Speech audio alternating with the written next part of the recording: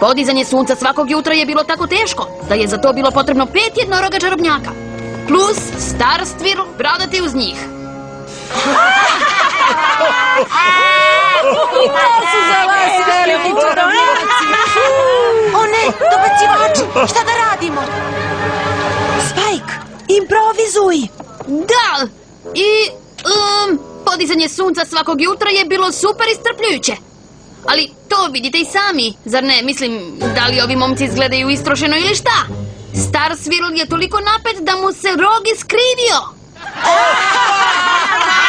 Ali to je u redu, jer se ispostavlja da Celestija ima posebnu moć da sama podiže sunce.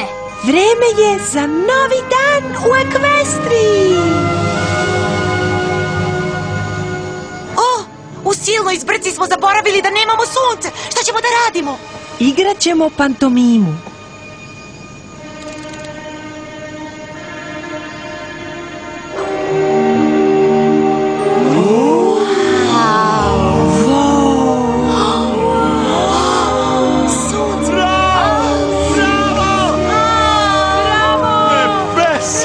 Nisam imao pojma da ova produkcija ima tako razrađene specijalne efekte. Bravo! Bravo! Sudeći po tome koliko je cveća publika bacila, izgleda da je predstava bila uspešna. Samo mi je žao što niste dobili priliku da učestvujete u njoj.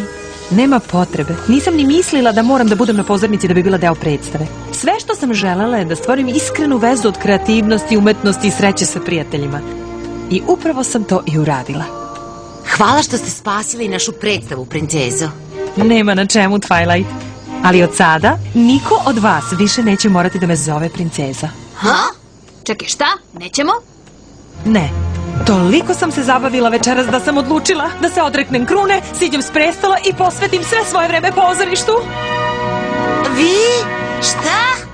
Nasala si. Možda ipak nisam baš toliko loša glumica.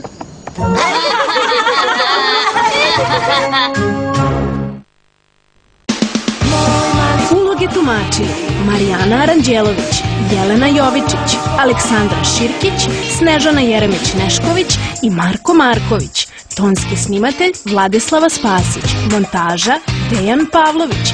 Prevod Slobodanka Ivanović. Songovi Dragana Micković. Za Minimax produkcija Studio.